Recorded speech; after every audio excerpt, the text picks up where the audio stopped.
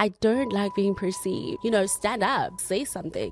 I'm going to use my voice to empower other people who couldn't get those platforms to do so. Sometimes you feel like I can't do this anymore. I started off as a diabetes advocate. I got diagnosed with bipolar. Music has literally saved me. It's saved my life. How does that feel? Even when things happen to me, I'm like, God will guide me. We've been so robbed as Black women of our own knowing. I don't believe in gatekeeping. I always wanted to be Thapi and more. I'm going to open that door. Don't let anybody stomp on your dream. It will come true. What makes you feel most alive? You can't just be passive. Use your voice. Like, people are willing to listen. It may feel like I am in the best of moods right now, but I'm going through the most. What does the soul mean to you? So the soul means...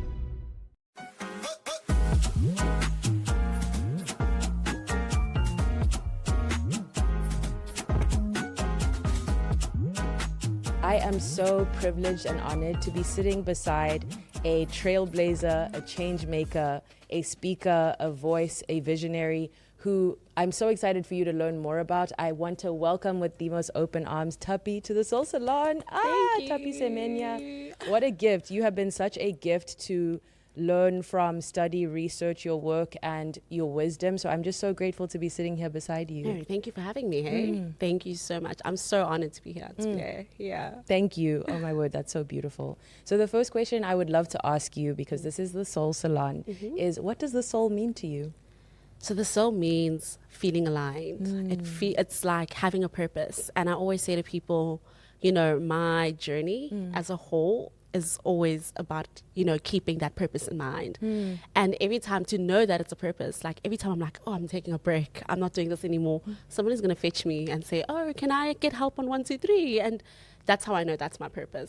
So yeah, the alignment, the having the purpose aspect as well. Yeah. Ooh, alignment is a word that I like resonates so deeply with my spirit. And it takes a lot of reflection to deeply align and not align to who you've been told you should be. And so that's really inspiring and resonates with me, and I know will with our audience. I love to sort of tap into that when it comes to alignment. What makes you feel, you just mentioned purpose and coming back to this mission you have, like what makes you feel most alive? Ooh, dancing, hey? I love to dance and music and as a whole. Like, I feel like music has literally saved me. It's saved my life so many times when I thought, I can't do this anymore. Like, I need a moment, I'll just put on my earphones and I was like, okay, this song is doing the most and I'm actually resonating with it. So I'm very grateful for the artists who are putting out music. It is healing me and I'm definitely there to listen. Life-changing, really saves you. Yes, I love that. When you said music has saved your life so many times. Oh, what a, like tuning into that vibration, the lyrics, the dancing, the movement. I love that. Oh my goodness. Wow. When you said sometimes you feel like I can't do this anymore. Yeah. So what makes you feel that way? What are those challenges that have stopped you? So for me, it's doubt, self-doubt, number one. But I've had the privilege of having so many people believe in me and my family, my godparents, my parents' friends who I feel like are my aunts and uncles. Yes. But also just the whole aspect of feeling like it's not for me. There's some things you just realize, actually, this is not for me. I don't want this anymore, and that's when I feel like, this needs to go, actually. So it goes back to alignment, because then it doesn't align with who I want to be. Yes. And I've recently learned that trusting your intuition is so important. Ooh. Oh my gosh. I used to doubt this. And this year, everything I'd said has actually happened. And I was like, oh, yeah, actually trust your intuition. Yes. You know what you want for yourself. And I think deep down in your heart, when you have those reflection moments, you're like, yeah, actually, like, this is just not the way I want my life to be, or this aligns with my life. Even though it may seem difficult, it will happen. And I'm very big on, 5-year plans. What I've written down 5 years is exactly what I'm living today. Really? Yeah. Oh my word. Yeah. You asked my one friend, we were literally at UJ in my room, and I was like, yeah, one day I'm going to move to Cape Town. And it was... I remember mom used to be a gangster. She used to be like, actually, because I'm an only child, she used to hate the idea of me moving to Cape Town. And then I got a job and I was like, yeah, I'm moving to Cape Town. And she was actually very happy for me. Wow. And I was like, yeah, this is something I had planned a long time ago and it happened for me. So trust your intuition and write down those goals, guys. Yes. Make those goals. Wow. Like, yeah. That is so the alignment there of Yes. you knowing yourself and that being a theme and you being able to speak the future you desire into existence and coming home to intuition. We've been so robbed as Black women of our own knowing and our ability to know our truth, know what we want, what we do not want, what's for us, what's not. So it's really powerful to hear you speak about that. And something else that comes to me as you say this is when you said like self-doubt and then community support, like feeding into you so that you can then feel belief again. I think so often in a more individualistic framing, it's like, I doubt myself. What can I do by myself to believe in myself again? And hopefully we have, like you said, your godparents, your parents' friends, your aunts and uncles who are pouring love into you and you're so worthy of that. And we then feel it from the way you show up, you know, the way you amplify your message.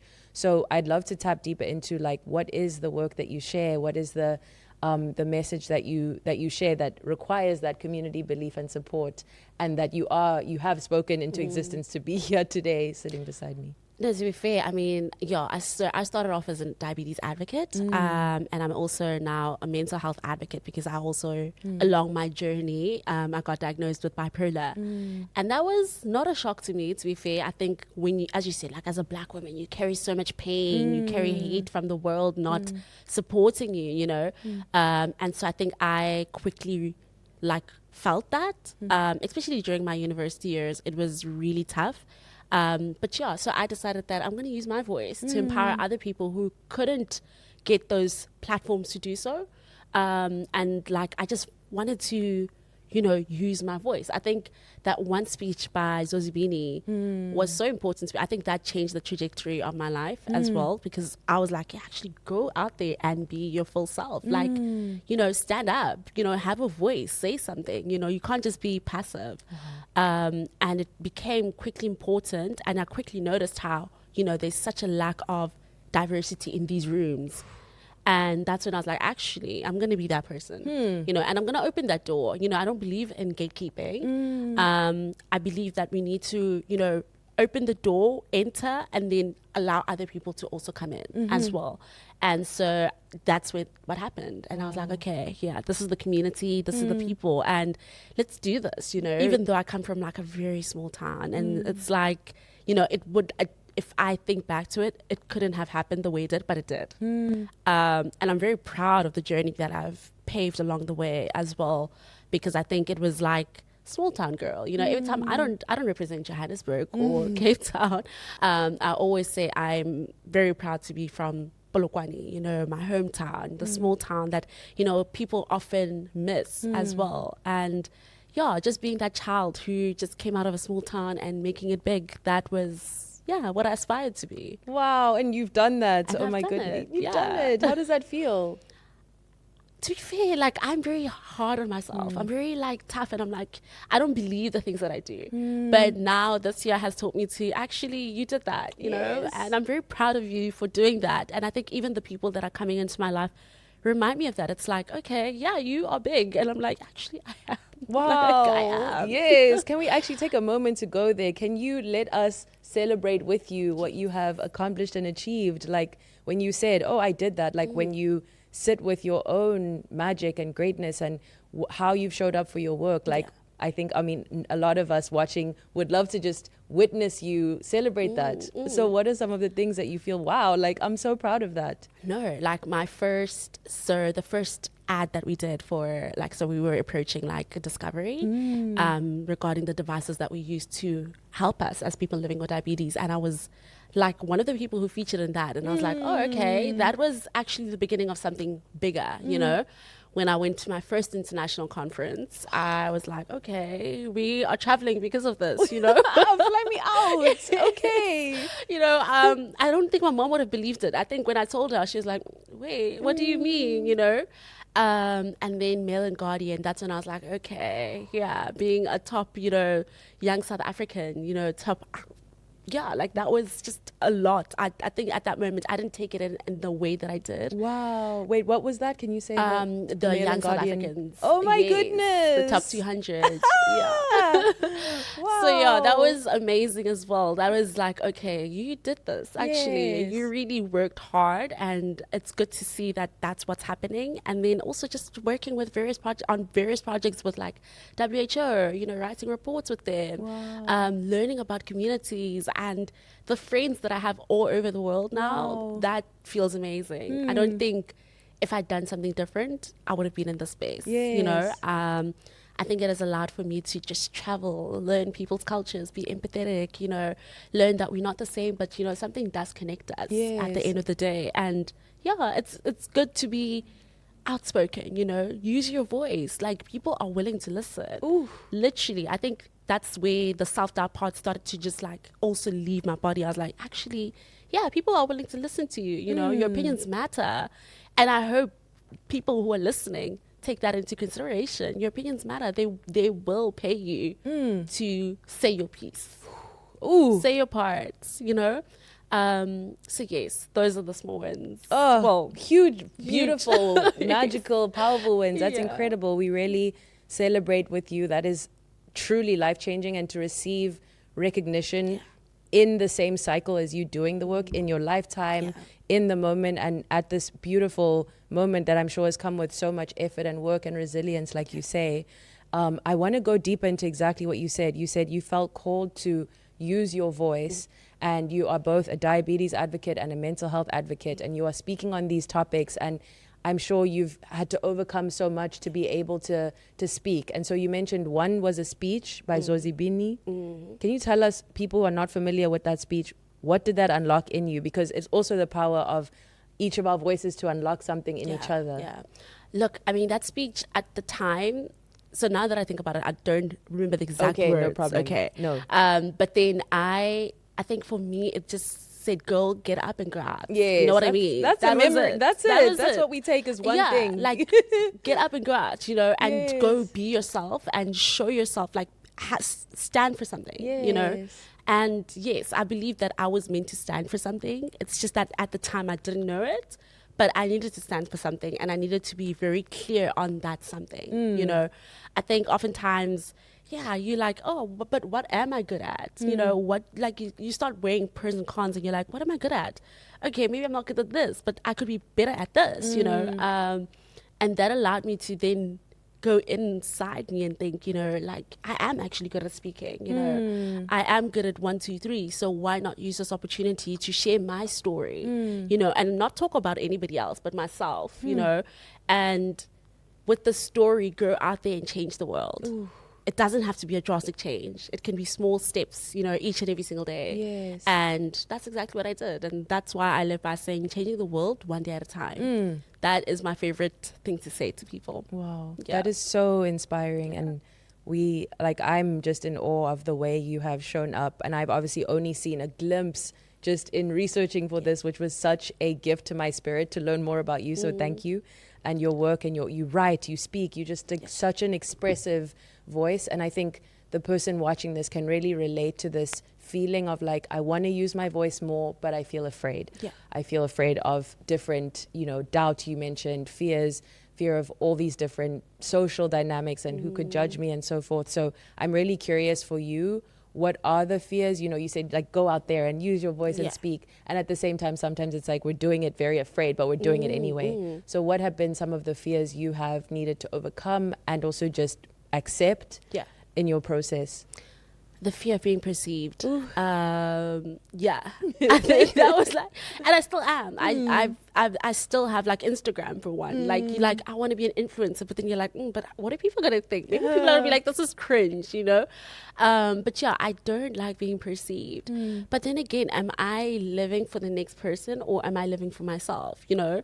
And then again, also people just find people relatable, you know? So that's another thing where you're like, okay, but like, yeah, maybe you might not relate, but somebody else might relate. And that's okay. Not everybody's meant to like you or relate, or, you know, but yeah, the fear of perception, like, that was the biggest hurdle. But also are people going to actually understand what I'm saying? Are they actually hearing what I'm saying? You know, I'm obviously not coming from we're a low middle income country, you know, so having to relate with somebody in like a first world country, you're like, yeah, I can't relate. I don't have all the technology. I don't have 1, 2, 3, you know, this is my reality. And are they going to hear me and actually like understand? And they did. So yeah, that was a big hurdle for me at the time. I was just afraid to but then again, it was COVID, and I was like, you know what, I'm going for this. COVID, yeah, it helped me. It really did. The time to go back home and realize what I wanted, that needed to happen. Yeah. To realign. Yes. Ooh. Yeah. Wow. Where you took us on the fear of being perceived, I think every human on earth, especially people watching this and myself, like we can all relate to that feeling of like what you want most also being tied to what you fear most. I want to have a voice. I want to share my story. I want to be what I wish existed when I was first got my diagnosis or first, you know, but also I'm so scared that I'll be misunderstood or judged, or what you said about the fear of being cringe. And what I also absolutely adore that you just said is that I'm still scared. It's not like I've overcome, but I choose this mission. Yeah.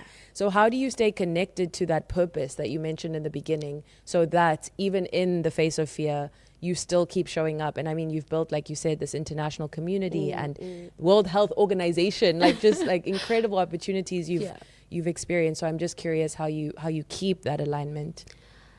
So taking a break, stepping back and saying, okay, you know what, I need a break. I actually need to focus on other things. For me, I never wanted to be that person, like the diabetes advocate. I always wanted to be Thapi and more, you know. And I think that is what I've realized in the past 2 years, that actually I can still be a diabetes advocate. I can still be a person living with diabetes. I can still be a person living with a mental health condition, but I can still retain being myself, you know. But as I said, the purpose aspect was like, people keep fetching me. People keep saying some stuff that makes me feel like, okay, I actually need to help you, you know, in this moment. And that's how I know that actually this is my mission. You know, I think we define purpose as like, you know, just something that you keep going back to. And yes, that's what keeps me going back to this diabetes mission, you know, just, you know, listening to people and relating to them and saying, actually, yeah, you could do this better, you know, and being that force for them and holding their hands as well in their journey. Because yes, it's difficult, it's very lonely. And that's why I started my advocacy journey, because I was lonely, to be fair. And it was like, okay, why are there other people who are like me in South Africa? You know, are there other people who are going through the same challenges? Maybe I'm not the only one. And so let's reach out and let's start something and get together. And even if it's not like a support group, but let's stand for something, you know. And that's what happened. Yeah. Wow. Oh, I really find that so inspiring that you became the change you sought to see. Like it's ancient or classic wisdom, but you've embodied that so beautifully. And the social aspect of purpose that you mentioned, that it's not you in an isolated place having a mission. You're interacting with people, receiving energy, receiving questions, and it's returning. It's like a ecosystem. You know, the tree needs nourishment, and the purpose is nourished by all these people who are coming to you and seeking you out, seeking your advice, or just sharing their story. And you're like, oh, there's more here. There's more. And so what I also want to tap into is like the vulnerability of what you share. You know, I think even at a time now, I was learning about the continuous glucose monitors and that aspect you mentioned. You are multiple things, including like this is one aspect of your being. But how do you, as a speaker, like find the courage to be vulnerable? To be honest, my mom used to say the words, you have to do something with your all. Do it right the first time. And I just thought, you know, I don't want to share a story and feel like or make people feel like they want more from me, you know. I want to share it and leave it at that and let it be that, you know. And that was what was important. Also just sharing how I felt in the moment, you know, just to say I'm actually not lonely, you know. There is so much more, and I'm just going to put myself out there and I'm just going to do it, you know. Although vulnerability can be very difficult to, like, you know, when you're talking about it with people, it's like, I hope I don't cry. But at the same time, it's like, yeah, no, maybe I should cry. Maybe we'll all cry in the room, and that will be a beautiful experience, you know. And I think for me, it's very important to be a great storyteller. You know, storytelling plays a role in, you know, everything that you do. There's a story behind everything, to be fair. And yeah, so my vulnerability was all about like the storytelling aspect. It was all about me wanting to tell my story as raw as it is, and that's just it.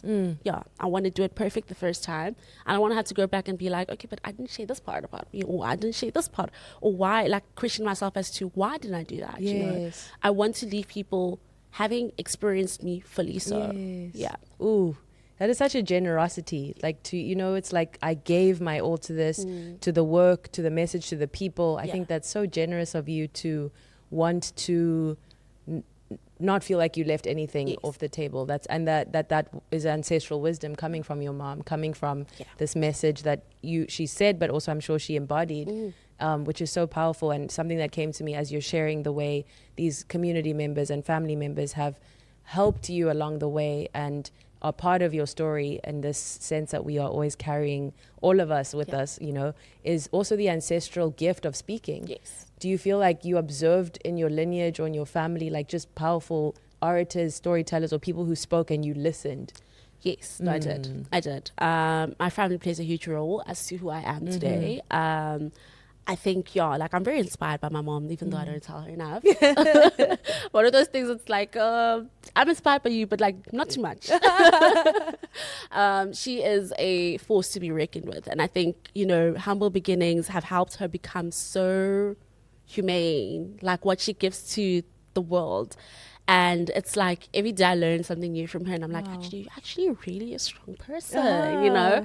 I wish I could be like you. And and she's just amazing, you know. Like, I think she's gone through a lot in her life, and I also feel like I've gone through a lot in my life as well. And maybe that's what brings us together as two individuals, you know, and that's what we can connect on. So that's is basically it. Like, my mom is that person for me. But genuinely, I think there's just been a lot of people who've just really supported me along my journey. And it's been amazing. You know, it's been amazing. And I think even my father, like my father's he's my biggest supporter. You know, he will literally tell his friends, oh, did you see Thapi is doing this? She's going to this and this and that. He's my biggest supporter. And I'm so grateful to have that, you know. It was tough. There were moments where it was very difficult, especially like when I wasn't doing the right things as well. But I look back and I'm like, actually, I want to make my parents proud. Each and every single day, I want to have that one thing that I say, okay, I made my parents proud with 1, 2, 3, you know. Not to say I'm living for them, but I want to make them proud, you know, and have something to be like, okay, yeah, this I did for my parents, and you know, this I did for myself, but you know, it still makes them proud.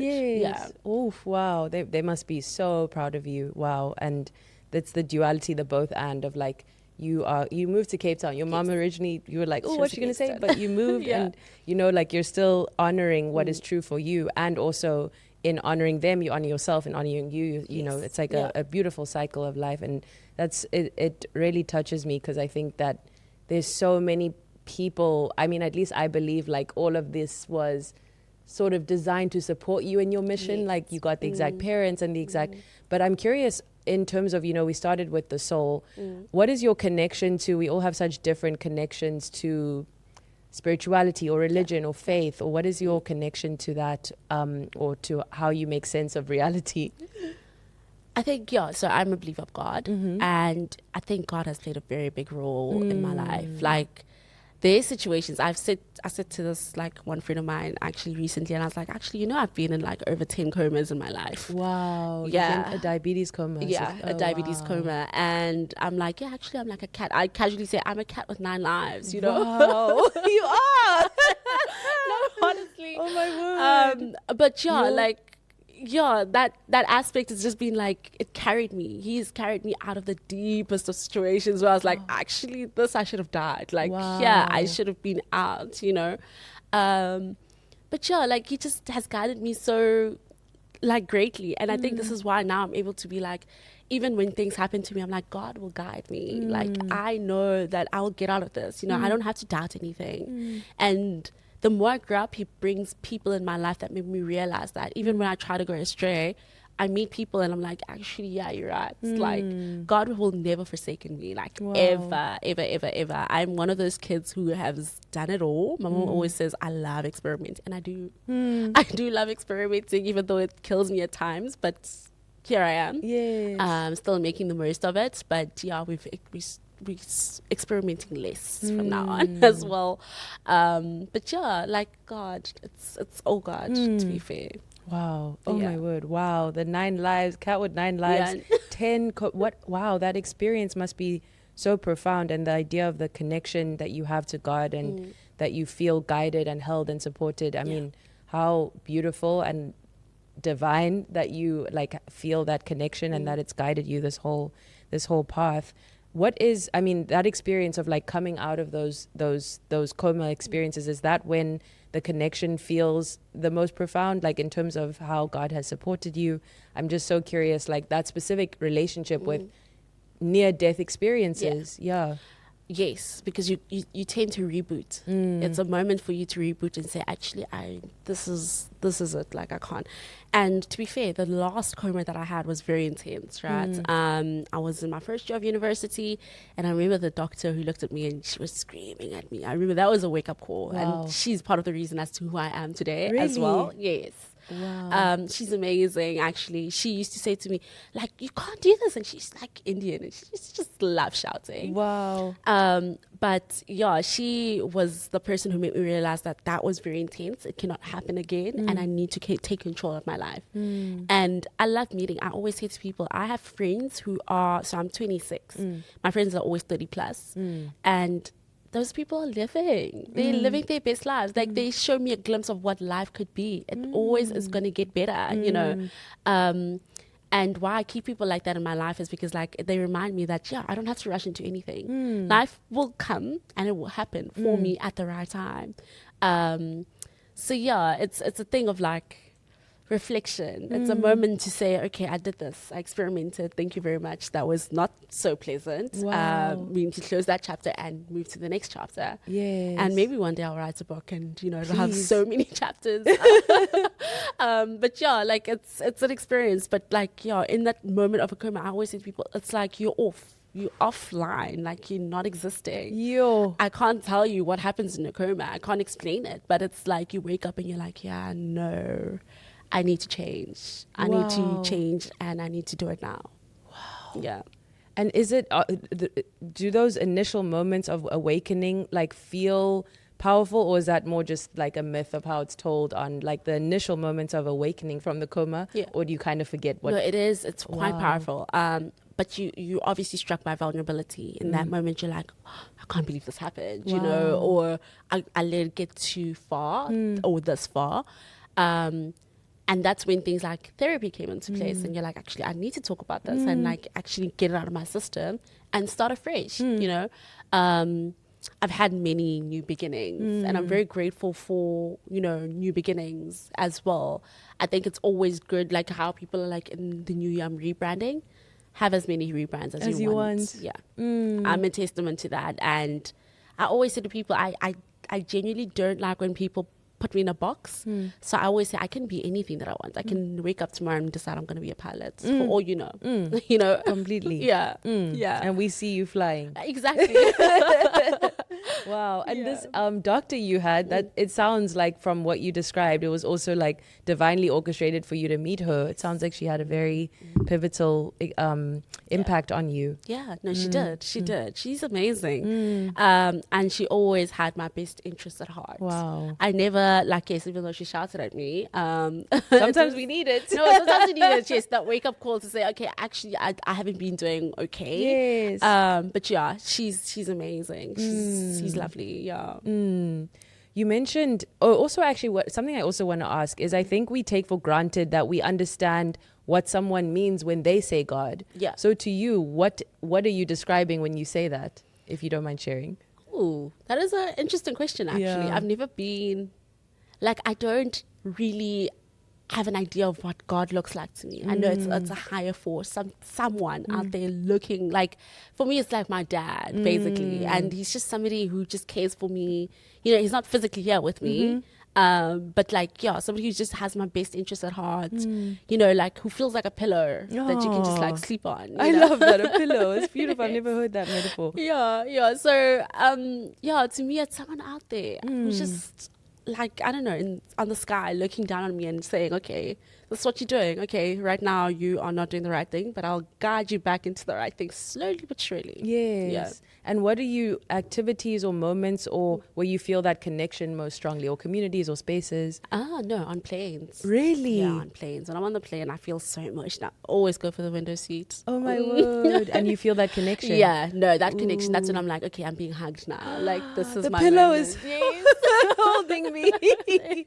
Wow. Yeah, so when I'm on planes, it's always reflection moments, and I'm like, okay, yeah, you're doing this, you did this, you know, and it's because you are offline. Number one, you're there by yourself, especially if you're traveling by yourself at that moment, and you're like, actually, yeah, life is for living. Oh my goodness. Life is for living. That is what it is for. Yeah. Yes. Wow, and you've been given this gift of life, you know. And has that helped you to make sense of, you know, I'm sure when you said that, I think you're celebrating this is your 20th year since your diagnosis. Yes. And so I'm curious if having that connection to God has helped you find, because I think they can be in any of these things, bipolar that you mentioned, they can be like a why me, but then with God it's like, oh no, like this all by design, you know. So how has that helped you find meaning, find peace, find purpose in the unfolding divine and exactly as it was all meant to be? I think with those wins that have happened, now you're like, okay, it makes sense. It makes sense. It makes sense why it was me. Yes, when I was young, I struggled. I think when I was like 10, 11, I used to question it and just not do the right things. But now I'm like, either way, who else? You know, who else would have been handpicked for this moment? Ooh, you know, who else would have been handpicked for this moment? Yes. Let's all write that down. Oh my word. Yeah, so I feel like I was handpicked and it taught me so much. Like I say to people, empathy is so real and the willingness to learn. I think if I hadn't had diabetes or any other condition, I would have been like ignorant to the world. I would have just been like, okay, it is what it is, whatever, just live a normal life and live my best life, you know. But now I'm like, actually, I can empathize with you on 1, 2, 3. And I know there's ways of talking to people, you know. Sometimes we say things bluntly, but now I know that, okay, that's not the way to go about things. Like maybe we should take this direction, you know. And you become so self-aware, and even like regarding people's emotions, you just become a better person, I think, personally. And yeah, it just feels like, ordained. Ooh, yeah, it feels ordained. So what would you say to anyone who is in the midst, the center of a challenge like that, and they still don't understand, why is this happening to me? Or they haven't yet got to this place where they're like, I'm so grateful, you know, or I can see why this happened the way that it has happened, and it's given me all these moments and experiences and connections. So yes, what would you say to someone who's more like in that experience? It gets better. It gets better, literally. You know, I saw a TikTok the other day about this lady who did a video at the beginning of the year and a video at the end of the year, like a reflection moment. And she was talking, she's like, I wanted 1, 2, 3, and she had these goals in place and whatever. And she's talking about how, you know, well, it wasn't at the beginning, it was the end of the previous year, and then she did one this year. And it just works out. You know, she was looking at herself, and I'm like, girl, I actually want that for myself. You know, I want to start. A lot happens, and we don't take the time to think about, like, I mean, where I was 5 years ago is not the same place I am today. You know what I mean? It does get better, but it's a thing where you need to let things play out as well. You know, don't rush the process. That is one thing I go against as well. I'm just like, don't rush it. It will work out, and it will work out when the time is right. You know, and if you're someone who reads the Bible, it always says when the time is right, the Lord will make it happen. So things like that, where you're like, okay, just take it easy. You know, you don't have to have it figured out. I always say to people, I'm only 20, but I live a life like I'm 40. And yeah, no, I don't have to have it figured out, actually. Not. Yeah. Let life happen for you. Yeah. Wow, yes, let life happen for you. I love this invitation to surrender and trust. Yes. You know, it can be so challenging to trust, and what helps me come back to that energy of trust is think of things in my life that I could never have planned that are so wonderful, you know, that came into your life. Maybe a friend you met that you didn't sit there like, when am I going to meet a friend like this? No. There are so many incredible things that come to us, and yet we think in the future we are going to be the dictators of when something and how something and what exactly. So I love that. And then I love the invitation to the person around just trusting that it will get better. Things take time, having patience, which in today's world is very challenging to have. And hold. Wow. So I think in terms of your experience of just living in life, you said life is here for living. What are some of the things you wish more people understood about any aspect of your life, about the things we've been speaking about related to diabetes, about bipolar, about just life in your shoes? You mentioned that this has really helped you build compassion and empathy. So what do you wish people had a bit more compassion and empathy for towards you? The aspect of thinking I have it figured out. I don't, actually. I'm doing this every day, and I wake up and I'm like, actually, I'm figuring my life out. As I go. As I go. Like, at this point, I'm not perfect, you know. I wish people understood that, because I feel like, people have expectations from me, of me, and I can't reach your expectations. I'm sorry. And also, we need to understand that things are curated, right? Like what we put out most of the time is curated. Instagram is curated. So don't think I wake up today, maybe, and my sugars were like 20 something, for all you know. Not that it was 20, but I'm just saying, you know, it may feel like I am in the best of moods right now, but I'm going through the most, you know. So yeah, like I wish people understood that I'm just also figuring life out as I go. And I choose to live a specific life, you know. I choose to show the good parts. Maybe I don't choose to show the sad parts, you know. And maybe that's just to protect myself as an individual. Totally. And that's okay, you know, and that should be okay.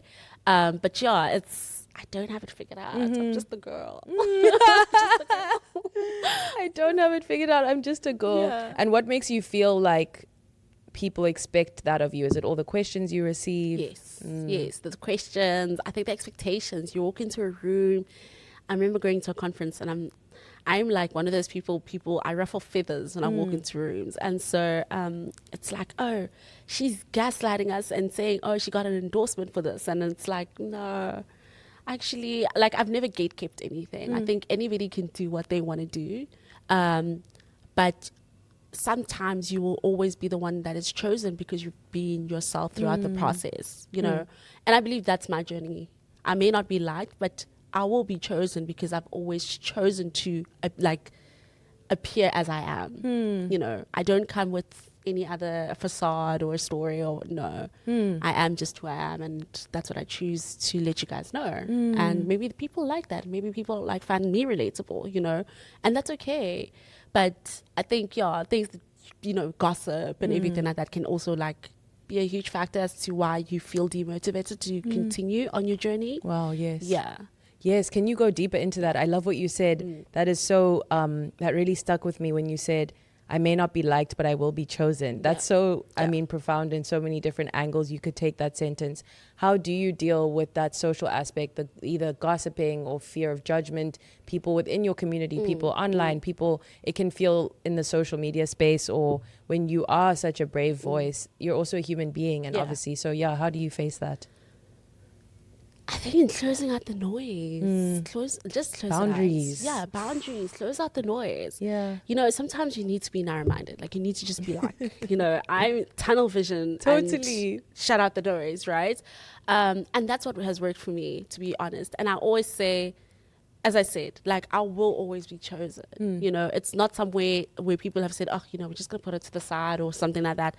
No, I will always be chosen because I've always been authentically myself, you know, and some things just work better than others. Some formulas just work, you know, and each to their own, then again. So it's one of those things where you just have to just close it out and focus on your purpose and tell yourself, I'm here for one thing and one thing only, and it's not to let anybody dictate or try to impose on me. it's allowing yourself that grace and stuff like that to say, I'm just a person. And if it was me that was chosen, then great. You know, it could have also been you. But I have no control over that. It's, letting go of that thing of control. Yes. Yeah, I don't have that control. When you say that, are there like dynamics of like competitiveness, or like what is the... Because every social world has its own factors to navigate. I think diabetes is one of those things where sometimes it can come off as a, wannabe diabetes influencer, whereas you tend to forget that it's a condition. Remember that we live with every day, 24/7. It's not a thing where I'm trying to sell you a product. It's actually my life. Literally. Yeah. Wow. And so people want to, like, even with like these big pharmaceutical companies, obviously they choose like Serena Williams, for example. And it's like, but she's not diabetic. She will never have that story to tell about diabetes as, an ambassador of your product. But me, as somebody who's living with diabetes, I have a story to tell. And my lived experience means a lot to your business, to be fair. But the influencing world is like, there's a fine line between being an advocate and an influencer. And I think we need to, differentiate the two. An influencer, yes, I'm selling your product and you review it and, it's great, it's whatever, and you keep it moving. But when I'm sharing my story, remember, it has to fit into my books. It has to accommodate me, and then it has to have a lifelong impact on it as well. So yeah. And have that alignment and integrity that you've described. Wow. I think what you just said about like how dehumanizing social media can be, because you turn someone into what they represent to you or what they are to you, and you remove that they're this whole person who on a minute-to-minute basis is living this life and managing this, managing their health and showing up for themselves. And I think that is you just like categorize someone as, oh, this is this person, but you don't, it's like you said, some people haven't walked the path that allows them to hold that deep empathy for like yourself as a well-rounded, holistic person, far beyond through like many different aspects of your spirit. But also to add on to that, I mean, we need to also recognize that some of us have privilege. I have privilege, right? Where somebody who is in a township doesn't have the same privilege that I do, and access as well to technology, to devices, to healthcare that is privatized. Yes. Like they don't have access to that. So privilege does go a long way. It does have that thing where it's like there's a fine line. You either have privilege or you don't. And unfortunately, some of us do have privilege. Or maybe fortunately, but it can tend to also, like how people view things. It kind of like it makes it difficult because people then think, oh, because you have privilege, you can't speak on this.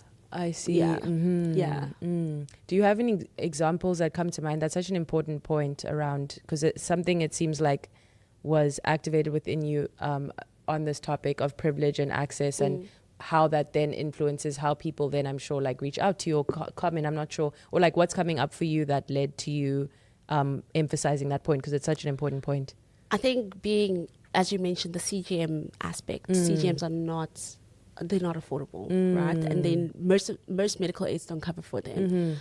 And being somebody who also comes from the public health sector, where you go to a public hospital, you wait in those lines and, those kind of things. Yeah, there's a fine line where you start realizing that actually, but when you have those two come together, you kind of realize actually, I had humble beginnings. Like these were very humble beginnings. I went from pricking at least 9 times a day to now just wearing a device and I don't have to prick myself. And that's amazing. Wow. But to speak on that, the good parts alone would be doing injustice to myself because I do know how that feels. And I know somebody's still going through that today, right? And saying, oh yeah, get a CGM, it's amazing. That would be me lying. It's not affordable. Even for me, I have to still pay medical aid, but I still need to cough it out of my own pocket. Wow. It's out of pocket, Can you explain to the listener what a CGM is? And sure. So a CGM is a continuous glucose monitor, and basically what it does is how when you go to a doctor, you used to like get pricked and then they say, oh, your sugars want whatever. So now with a person living with diabetes, they realize that the pricking aspect is becoming very tedious, and it's actually taking away a lot of time of happiness and time and happiness for us. So what they do is that they basically, it's like data points. So you get your sugar readings. There's scanners. There's ones where you can scan, but the one I use specifically, it takes my sugar readings like every 5 minutes and it draws up a graph. Oh. And then it can warn me if my sugars are going low. There's an alarm. Wow. And then also there's an alarm for when the sugars go up. And you can predict within like the next 5 minutes if like it's going low or up, and you can take action in that moment. So it is like a technological aspect that is very helpful. It's a tool that every person needs. But the unaffordability aspect, and because people are using it for like diet and calories and whatever trackers, it forfeits the purpose because it just becomes expensive for the person who needs it. Same thing as like Ozempic. You know, people are using it for weight loss, whereas there are people living with type 2 diabetes who need it on a daily basis. But yeah, that's just pharmaceuticals and obviously trying to make money out of the population. Completely. Oh, wow. Okay, so I see. So as you are, it's changed your life to have access to that. So you want more people to know about it, but you also want to hold that for the 90% of the population. It's completely not affordable.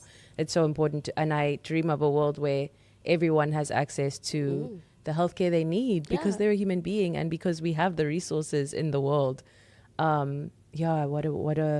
It's unfortunate that just like the access that we have, I just feel like should be mediated by something far not about affordability, but that is how global healthcare is. Yeah, and I think that's why our voices play such a huge role. Yes. You know, us talking about that and entering into rooms with like parliamentarians and saying, "Hey guys, like let's regulate this. Yeah. Like we need to do something. We can't let pharmaceuticals win." Wow. So yeah, that is important, and we need more voices. Yes. We need people to come into these rooms and say their part as well. Wow, Yeah. you really are doing the work. You said parliamentarians.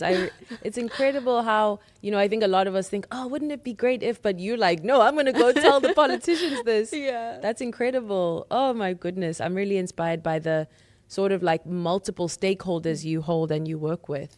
Did you imagine when you started, like when you mentioned your 5-year plan, but how has this journey compared to what you maybe were expecting when your younger self started? No, it's definitely not what I had imagined. Wow. Not at all.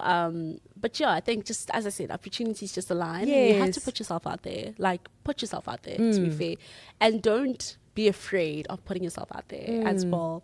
But yeah, it wasn't this. It was never this. Yes. But I'm grateful it's this now. Yes. And just having that opportunity just to use my voice in those rooms as a Black young female.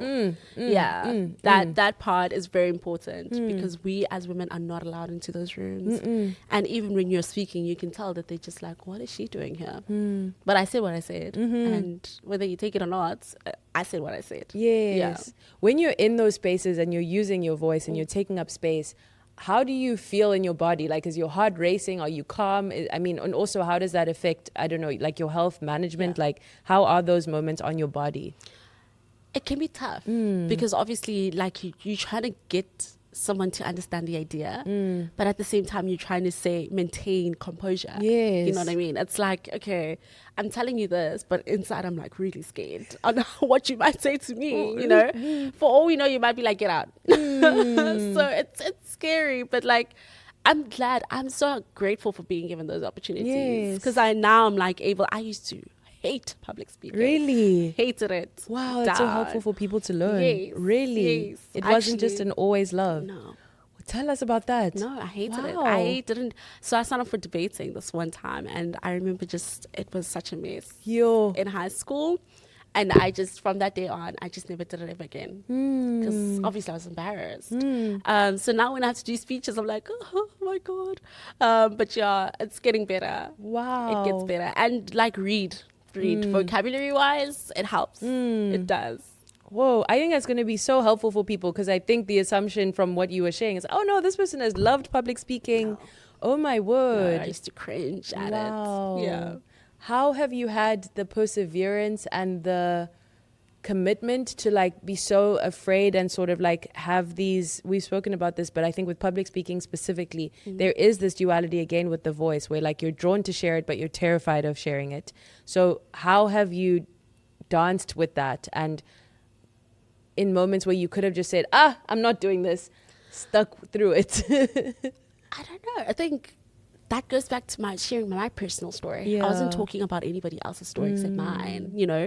So that's what helped. It was my story. It was never anybody else's story. And yeah, like I was just being honest and what I would want in an ideal world, you know, sharing my opinion. And that's what makes me then sound stern, you know, and positive in what I'm saying. Like it makes me sound like I'm very confident in what I'm saying.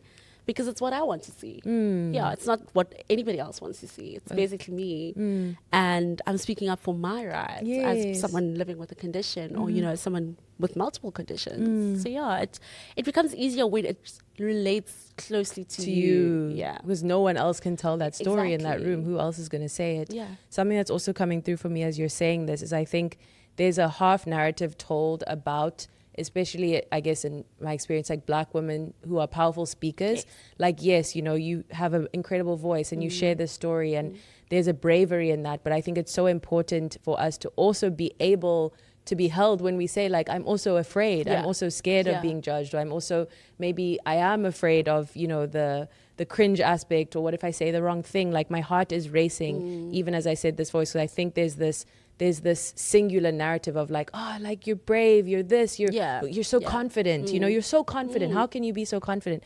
And it's like, I mean, like there's an aspect of that that's like, yes, you know, that's true, but also it's dehumanizing in that why can't I also, I'm both. I'm confident and I'm fucking terrified. No, honestly, no, I get that as well. And it's also like moments of vulnerability. I remember being at a conference and this girl, a friend of mine, she was like, she's new to the diabetes space. And she's like, everybody's like, coming to celebrate you because you shared your vulnerable story about how I almost died at a public hospital. And I'm like, no, those are not things we should be celebrating. We should actually be shaming this. This is not what's supposed to happen, remember? Wow. But now you're coming here saying, oh my gosh, she's so brave. I didn't have to be brave. I shouldn't have had to be. I didn't have to be. I wouldn't be in this situation if this was not a problem, you know? So it's like now we are celebrating the traumatic experiences that are happening to Black women, and you're like, no, actually, this is not great. This is something we need to look into, you know.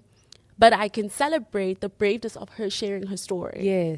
Yes. Wow. Yes, that's also so interesting about storytelling is like you cannot control, you can have what you hope the audience will take from it and what the message is for society. And this means we should make sure that no one ever has to be in this position because this technology exists and why don't more people, you know?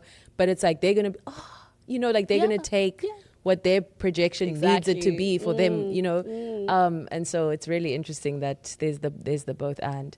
If you could tell like stories, because you're such a powerful storyteller, so I'm wondering like, are there other media that you dream of being able to tell stories through, you know, like a documentary or film, like a book you mentioned? Yeah, I would at some point I would love to get into like a documentary. That would be a great way, like in Africa, you know, different.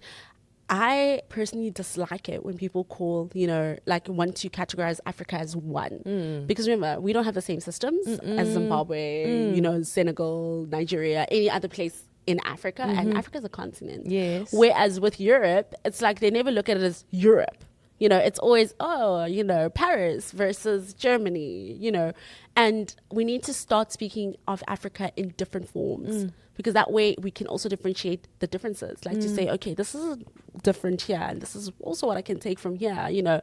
And I learned this when I attended a conference last year in Rwanda. Rwanda's health system is so amazing. Wow, yes. It could never compare to South Africa.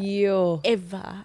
They, and even Kenya. And Kenyan politicians or ministers are always willing to listen to lived experience. We cannot get into the same rooms as our politicians. Wow. Ever. They make it so difficult.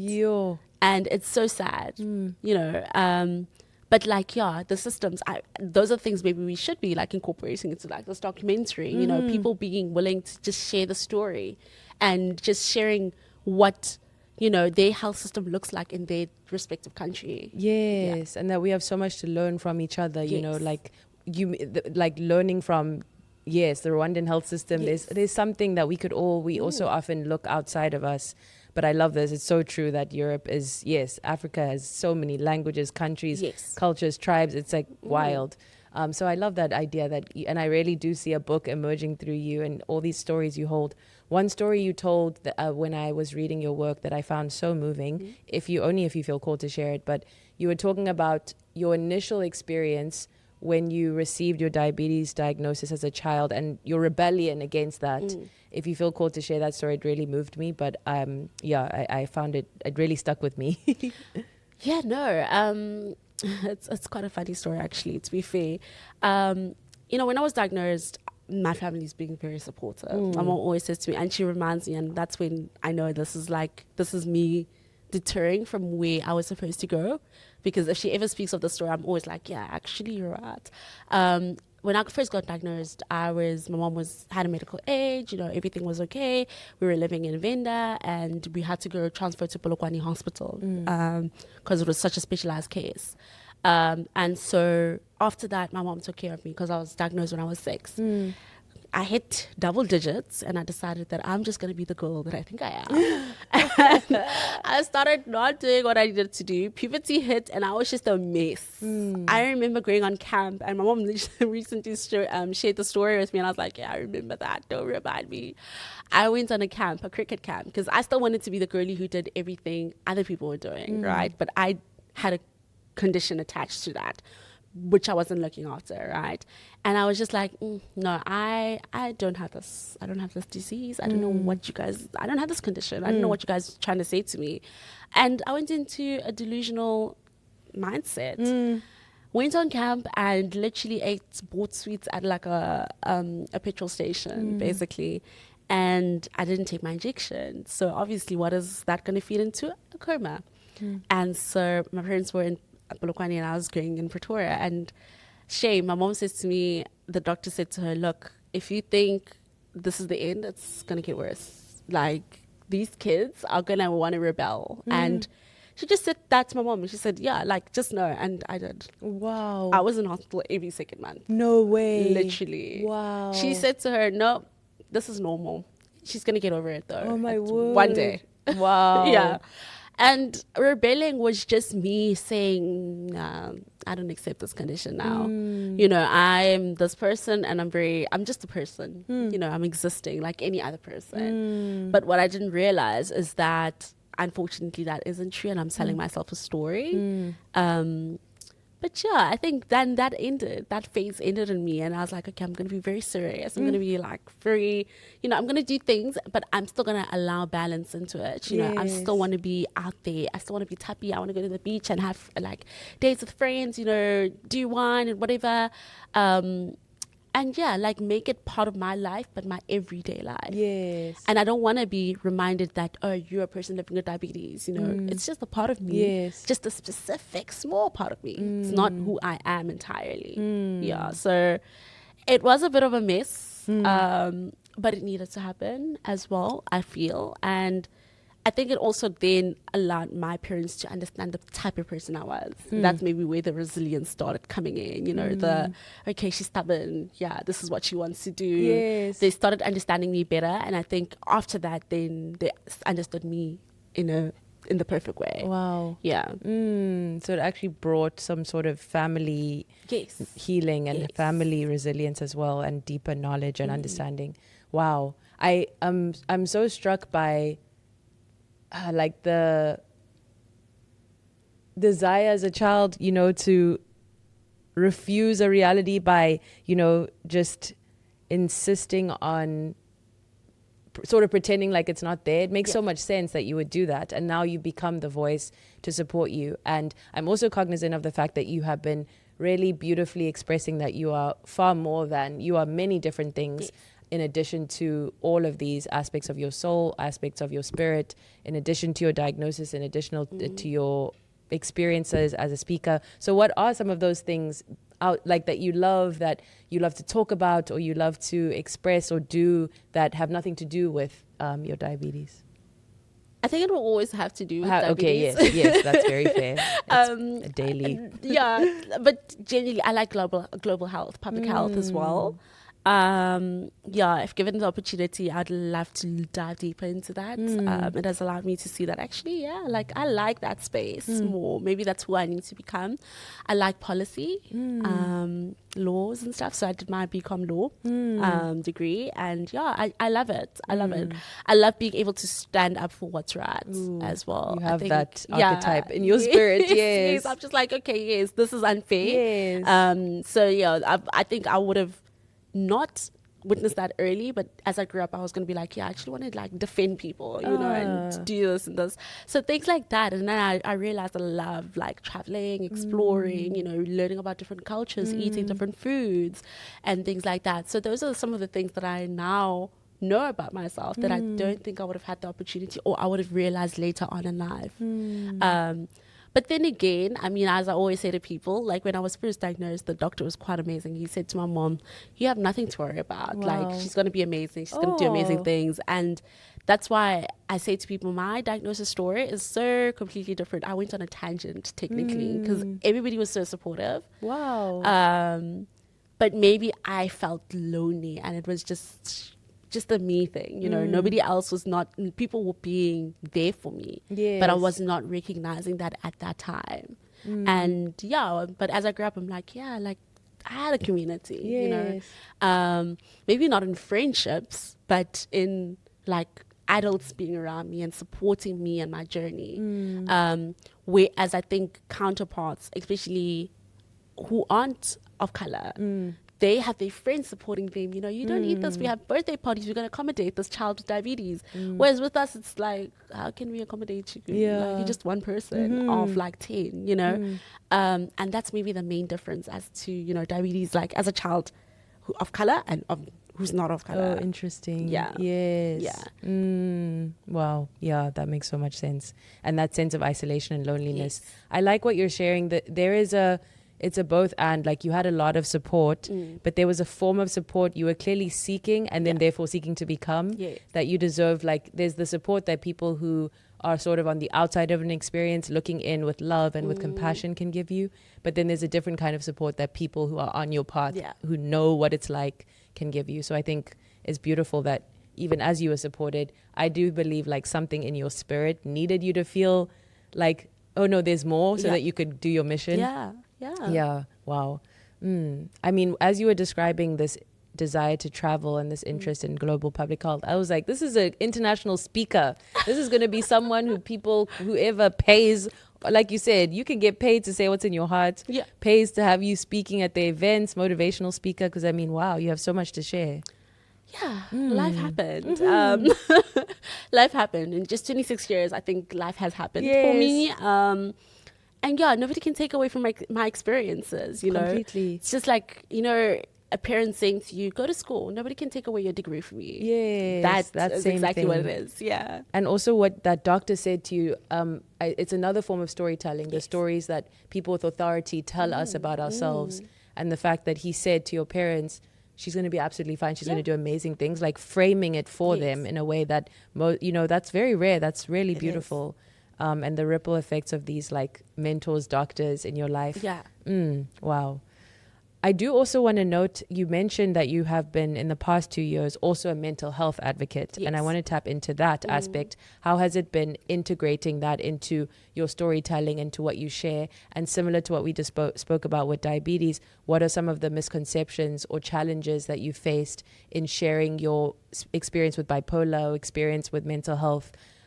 Challenges, struggles, and I'm just curious to receive any wisdom or insights from you on that. To be fair, that has been more difficult than the diabetes because of the judgment, I think, and the stigma. I don't normally say, openly like start my conversations with, I'm a person living with bipolar. And it's because it's also still very new and I was still figuring it out as well. I've had a lot happen to me when I was first diagnosed as well.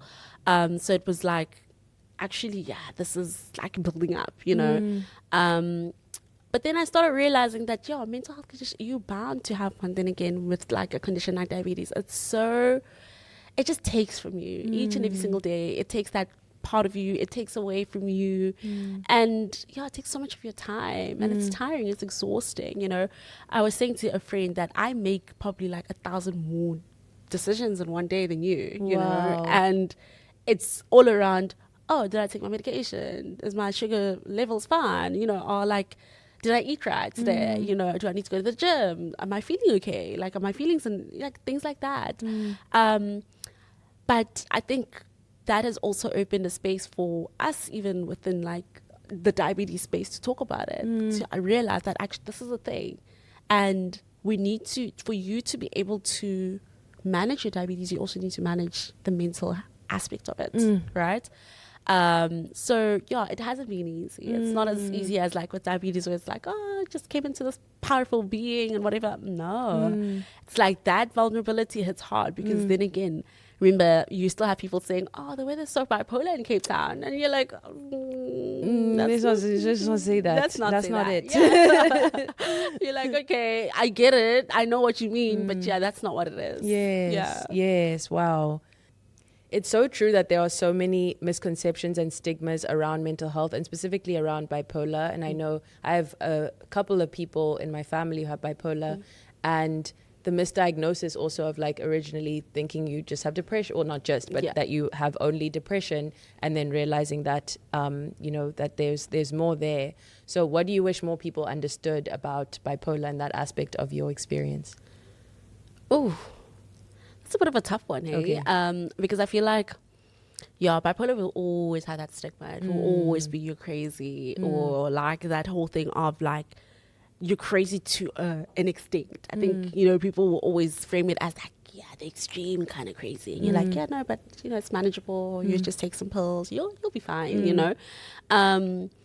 But it also takes a lot of like getting to understand that's part of you as well. I think I've got it figured out quite well. Wow. But I've met, like, I had a colleague who has bipolar, and she was recently diagnosed, and you can tell like she hasn't figured it out. You know, she'll ask questions around like, how did you figure it out, and like the medication and stuff like that. And I used to be on the same medication she was on, she's on currently, and yeah, no, it drove me insane. Really? It was crazy. I was sleeping like maybe 12 hours of my day. I was not functional. Like, I don't know how she's doing it, but then again, each to their own. But I must also say that it's very important, like with conditions like bipolar, it's so important to find the right healthcare team for it. And I don't normally advocate for like the public sector, because I feel like the medications that they give us are normally generics, whereas with the private sector, it's much more specific to you and your needs, right? So yeah, it's quite interesting, but you need to, like, I figured it out. I'm managing well. I haven't spiraled in a very long time, actually. And yeah, looking at someone else who's just been diagnosed, I'm like, yeah, I've been there. I know exactly how that feels. Like, you don't know how, like, even your mood. Like, I'm still able to be Thapi, the old Thapi that I know, with, even though I'm taking medication on like an everyday basis. You know, that's huge. Yeah, so many people feel robbed of their sense of self. Yes, they feel like this pill is just, you know, stabilizing their moods, and you're like, yeah, no. I can imagine how you feel. Yeah, and that is also that compassion and empathy you now have. Yeah, wow, it's beautiful that you have found a way, because I know there's so much trial, there can be so much trial and error I've heard from with different forms of mental health, like finding the exact right fit for you. So we're just so happy that you found that, because that also allows you to pour into yourself and to pour into your work and your well-being, and also just from that place, like, feel like, okay, I can share what I'm here to share with the world, with myself, with my family. So that's wonderful. Yeah, wow. I know you said there'll always be stigma. My hope is that we get to a place where in the world where we relate to these different aspects, like, we were never meant to all come with the same brain or experience. So it's about how can the society become a welcoming, accessible place for everyone, and not so neurotypical, like focused. Wow. That would also be an incredible documentary, because there's also very specific stigmas within Black communities. Yes. that's a big one as well. I think it's but also the language framed, and that's why, I mean, for diabetes there's something called a language matters. So like not being called a diabetic, but rather being called a person living with diabetes, because it separates the diabetes from you. Yes. But yeah, bipolar, I think people haven't figured that out, and it's that stigma from like the older generation where it's like, okay, yeah, crazy or bipolar, like it's just, yeah. But I think sometimes also how some people do feed into it, and I think it's just that figuring out part. And it takes time. It takes time to figure like yourself out. But yeah, I mean, you'll spiral and nobody will know you're spiraling. They'll just think, oh, this person is not acting like themselves today. You know, I wish that was the language that was being used. Yes, more loving, compassionate. Yes. Oh, yeah, curious. Yeah. But I think, the language has just allowed it to be like, oh my gosh, this is crazy. You know, and it's like, why are we using those kind of terms? Yes, exactly. It's so like dehumanizing. Yes. And I feel like there's so many more like community spaces needed for people to come together. Do you feel like there's anything you see in the diabetes space that you wish existed more in the mental health space? No. Look, no, I don't agree with like having a community for that, because I feel like oftentimes, even with diabetes, I've separated myself from the community. Really? Yes, because it's judgment. It's, oh, you are sitting on an average of, my average right now is 10. So we have something called an HbA1c. Okay. And it's an average of over 3 months, your blood sugars. And it's supposed to be between 4 and 6. But I'm just not at the best. I'm not doing what I can right now, and I'm not able to, right? So I'm sitting on a 10, which allows me to, which leads to complications later in life and whatever. So it needs to come down to between 4 and 6. And you'll have people sitting in the same, oh, you had a 10? Oh my gosh. Yeah, it's because you eat like a high carb diet. Oh my word. You know, things like that are like slightly said, and you're like, no, that's not the reason. Yeah. You know, there's other factors to it. So community support groups do allow for people to share, but I think there's still that missing element of like empathy to come as you are. I think you need to come as somebody who is living this perfect idealistic world, like, you know, where it's like, yeah, we're doing this, I do this, I do hiking, and I do that. And it's like, no, sometimes I just want to stay at home in bed and chill. Yeah. And that should be okay. Wow. I love how you were like, no. You were like, I know, I felt this. I've tried, and no, that's not what I think we need. Something that came to me as you were saying that was like, there's also such a misconception with people, like support members and how they can better be family and friends to people with all kinds of experiences. And so it's almost like you want to bring everyone and their community, like 2 or 3 people who are close to them, and be like, oh, what do we all wish you all knew better about this, you know? How you can support us, what you say that really triggers us or just makes us feel like, come on, again, you know? Because I think the most heartbreaking misunderstanding is like your own people. Yeah, but I mean, there's this one song by Blood Orange about it's called Family, and I love Blood Orange. Yes, yes, that song particularly. I'm like, yeah, your community, you form a community of different individuals. Family is not necessarily blood. You know what I mean? Your chosen family. Yeah, it can be anybody, literally, and you choose to be around those people. You know, people who make your life easier, and people who make, like, just being around them, just like, it just feels good. Yes, have you found that? Yes. Oh. Yes, no, those people who are just always like, you know, sometimes it may come off as toxic positivity, but I love it. I love it. I love it. You hurt their feelings? No, but the thing is that you, like, you're such an empathetic person that you just had to, like, your supportive best friend. No, listen. And they'll be like, oh, let's go for a hike. And they're like, I don't want to walk, dude. Like, I don't want to do this. Like, why are you walking? And no. Wow. Yeah. Oh, my word, incredible. I mean, the beauty that you've found and created spaces where you get to feel really supported and held, that is such a gift. You know, so many people in this whole world, that loneliness that you have crafted your story through and now emerged, you know, different communities that support you. That's the reality of so many people. So I just celebrate that there are ways to alchemize loneliness into connection. What is your favorite thing or way to connect with your community? So I like, doing activities, basically. So I always say to people, once upon a time, I wasn't an influencer. And I always say to people, don't go to influencer events with somebody. Go by yourself. And that's literally where you meet different people. And that's where you learn more about people as well. I love people watching. And just kind of seeing how people move and stuff like that. So I always spot the one who is just sitting by themselves, whatever. And it's always just a thing of this might be my new friend. Yes. And I've also found that naturally you draw people in, right? And I actually saw I had a similar experience with another friend this weekend. We were together, but we always talk about how we meet people based on Instagram. You'll have Instagram friends and then you finally see them and you meet them and you're like, oh, this is why we be friends. Yes. You know what I mean? Yeah. So things like that where it's not like I'd ideally just see you in the streets and just pick you out, but it just happens in that moment. Yeah. You mean people you follow, you have some connection to on? Yes. That is such, because you already know what their energy vibe is, and that some of my closest friends, it's like that. You've followed each other and it's we already have that connection. Yes, exactly. Yes. Yeah, I love the online to offline connection. It's it can be very powerful. Yeah, I feel like we all need and deserve so many incredible community experiences, activities that you mentioned.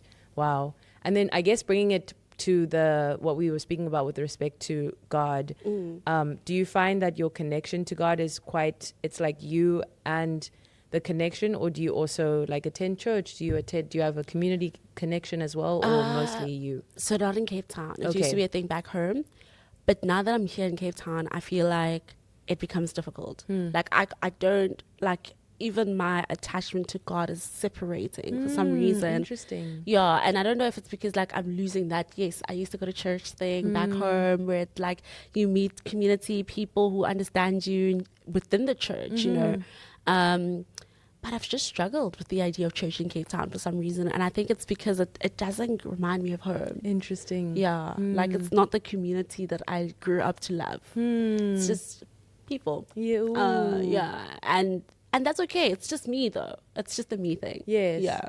It's very powerful also, though, that a lot of the original way we connected to whatever spirit, the universe, God, it has always been about the people we connect with. Yes. And so when you take away those people, it does change the nature of the connection. It doesn't mean it can't deepen, grow, expand, change. Yeah. It is beautiful to note that it is there is something to grieve. Yeah. Yeah. Yeah. Yeah. And when you go back, do you feel that connection again? No, it's still a struggle now because I feel like I'm a different person. Wow, that's very true. Yeah, the independence has taken place and everything. But that's not to say I'll never go back to being a follower of God. Maybe it might take time, and maybe I'm just in a phase right now where I feel like I'm struggling. But yeah, I do want to go back, but it's yeah, I don't feel the same way anymore. Wow. Even with the people back home, I'm just yeah, we go to church, but are we really linked like that? Are we together like that? And yeah, maybe it's because I'm growing and I'm seeing things differently. Totally. Yeah. It's so natural, especially you mentioned your mid-20s. You're continuing to figure out, what do I believe? What do I feel connected to? Yeah.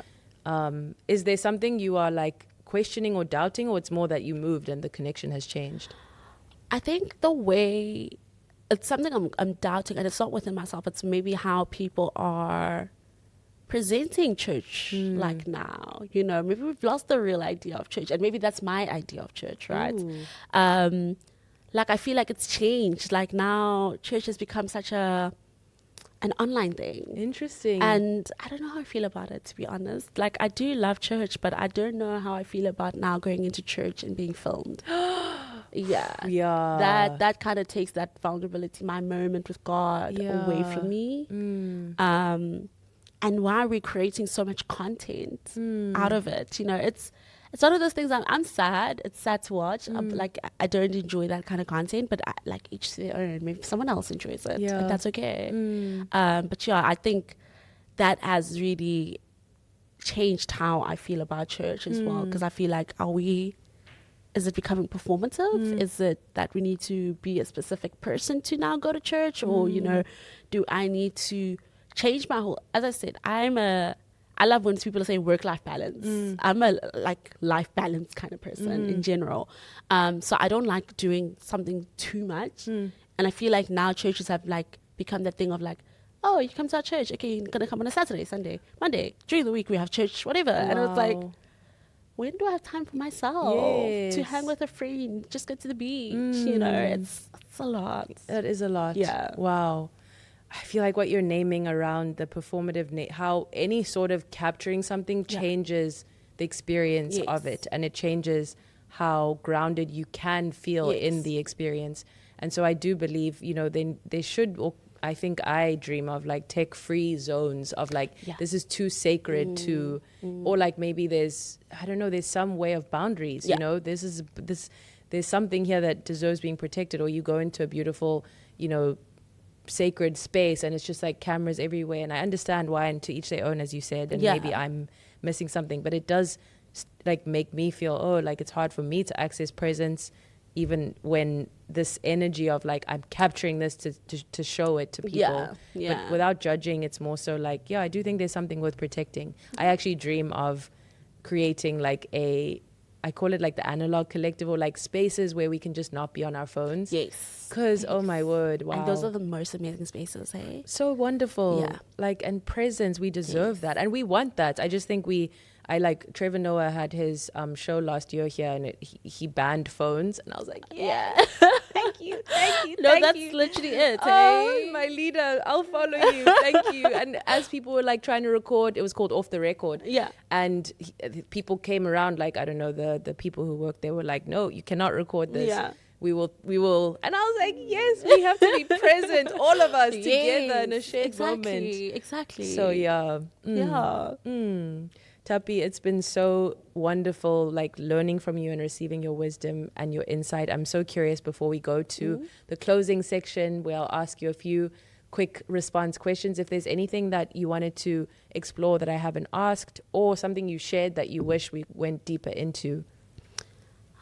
No, I think we've covered everything. Yeah, it was such a lovely conversation, and I loved, you know, sitting here with you in this moment. You know, I haven't done this in a long time, and I do appreciate the fact that I'm able to even like reflect back. I don't do this anymore like that much, and I'm so grateful to have done it with you in this moment. So thank you. Thank you. Ooh, that was beautiful. I love that. I received that, and it's such a co-creation, and I feel really grateful to listen to you reflect on your life and on this journey you've been on. And I'm curious also to learn what you hope will be next, since you are such a visionary in terms of how your life unfolds. I don't think my life like now fits into South Africa anymore. I think I do want to be much more global, go onto global platforms, do bigger things. Thank you. And, you know, explore what's out there for me. I think, I'm not setting firm boundaries where I'm like, I want to do, or goals rather, like I want to do 1, 2, 3. But now I'm like, actually, maybe like I'll explore and like I'll pivot in the moment, you know. I don't need to have anything figured out. Totally. I'll see it as it comes. And like life is for living. Yeah. Then again. Such a stunning sentence. It's so true. Life is for living. Oh, it's so like luxurious somehow. It is. I feel the exact same way. Wow. Thank you for sharing that with us. I'm going to be thinking about that as I move through my life this week, and this month. Life is for living. Oh, yes. And it's where you started, where you love dancing and going to the beach and like living. Wow. What a gift. Okay, wonderful. So we are now at our closing. I'm still figuring out what it's called, but let's call it the Soul Salon farewell for now. The Soul Salon farewell for now. And it's going to be 5 questions, and the invitation is to answer in 1 or 2 sentences, and just completing the sentence. Okay, perfect. So the first question is, if my inner child walked through that door, I would say to her, live your dreams. Live your dreams out. Don't let anybody stomp on your dreams. It will come true. It will come true. Oh, that's beautiful. That could be like a ringtone, what you just said. Live your dreams. And I like that idea of don't let anyone stomp on your dreams. Oh, stunning. We all need that. The next question is, if yourself in 10 years from now walked in that door, what would you ask her or say to her? Ooh.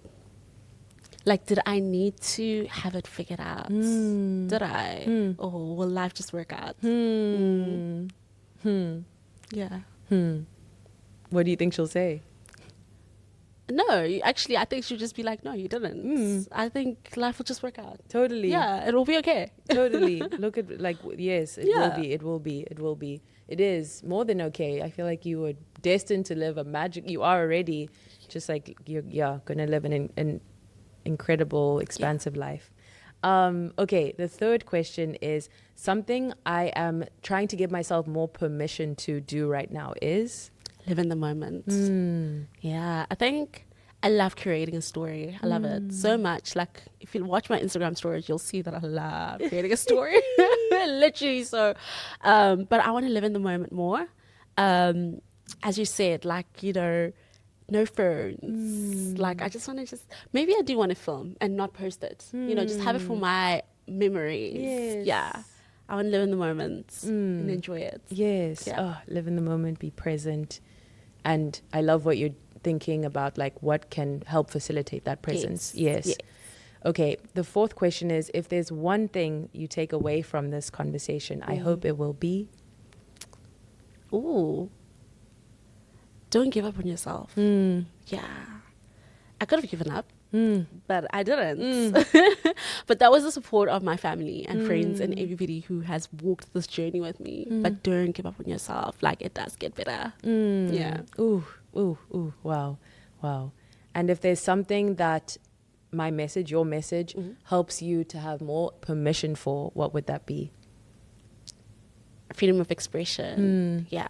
Express yourself. Yes. And it doesn't need to be through speaking. It could be art. It could be painting. It could be anything that you love doing. I think, have the freedom to express yourself. And, stand your ground. Like, literally, do what you want to do. Oh, I love that. Wow. Yes. That has been such a beautiful theme, and something that I'm receiving from you is have the courage to express yourself, even when you're afraid, even when you're afraid of judgment or being misunderstood, like you mentioned, that you have something that no one else in the room can say. And who's going to say it if not you? Exactly. So that, and again, it could be paint or write poetry or music, but express, which is so wonderful. And I think of it as like the idea of seeds and how we are, I think there's that saying, I don't know who said that, I think it was a rapper, like Tupac or something, but they tried to bury us, they didn't know we were seeds. And I think about like apartheid and colonialism and all these ways that like, look at you, like you have a voice, the one thing they didn't want us to have. Exactly. So, that's wonderful. Wow, that's wonderful. I'm so grateful to have shared space and time with you. It's such a gift to learn about your story, about resilience, about your message and what you hope for the future, and how you are leaning into alignment and trust. And I think that there's just so much from this conversation that I'm so excited to go back to and listen to. And I always know in a conversation, there's so many threads that you've offered that I wasn't able to pick up on, but I'm so grateful for the ones that we were able to go into. And it's been such a gift to be with you. I'm so inspired by your work and your story. And we're all so lucky that you are so committed to sharing your voice and story, and that you have a perspective that you insist on sharing. I think that is so powerful, and it's such a generosity. And I think it's important to be grateful and express appreciation for people who do show up that way, because it takes a lot of work. It takes a lot of devotion. So we thank you. Thank you so much. Where can people find you, follow you? Stay in touch. Instagram. Okay. So my handle is @Thapi Sems, and then you can look at me up on like LinkedIn as well if you're like professionally connecting. And then that's just my name and surname. Okay. But I'm looking to do like more creative projects this year, so hopefully many more platforms after that. Yay! Oh my word, incredible. But also, if you go on Thapi, when you go on her Instagram, her link tree, you will get lost in you can learn so much. If this conversation brought up anything for you around wanting to learn more about any of Thapi's work and messages about diabetes, about advocacy, about health and global health topics, I found it so inspiring to just sit with your work and your words. So I think the listener will as well. And we're sending so much love to you. Thank you for listening. Thank you for watching. Is there anything in particular you want to say to anyone watching this who is any of the topics we mentioned, has diabetes or anything that we mentioned that you just want to say? Is there any shout out you want to give?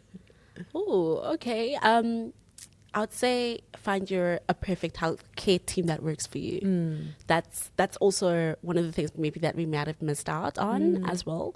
Sometimes healthcare providers are not meant to be like your healthcare team. But yeah, find the team that works for you and also ask questions. Be like inquisitive, like just ask all the questions that you want to be have answered, and walk into those rooms like confident. Like it's very important. But yeah, just be willing to learn. Having a condition like diabetes or like bipolar is all about learning each and every day. Google and then go ask your doctor about it. Literally, it's very important. Don't just be passive.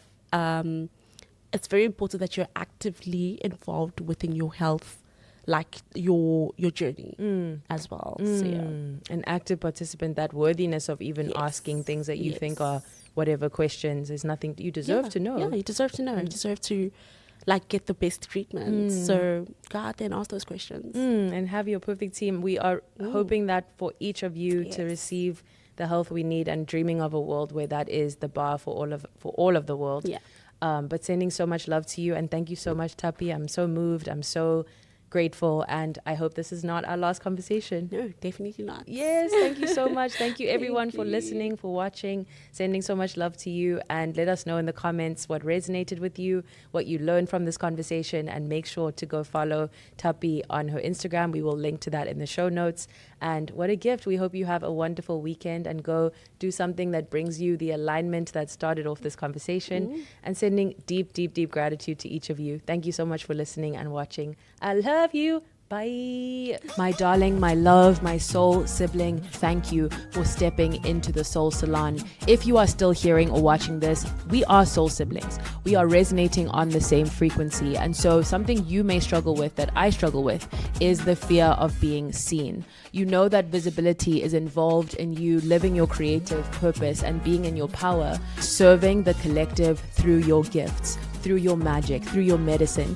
In order to do that, you know you need to be more seen than you are allowing yourself to be right now. I have a gift just for you, heart-made for us on this frequency, and it is a free ebook called The Soulful Visibility Guide. That is soulful visibility. Like, we don't just want to be seen, we want to be felt, we want to be heard, we want to move and be moved. So I do have a free gift for you, and all you need to do is go to my website, ayandastood.com, and there you will be able to input your email address and receive this directly to your inbox. This is such a juicy and delicious guide, and I change the free offering every few months, so get it while you can. All the links are in the show notes. So thank you so much. I love you, and I will see you on the next soul session. Okay, I love you. Bye.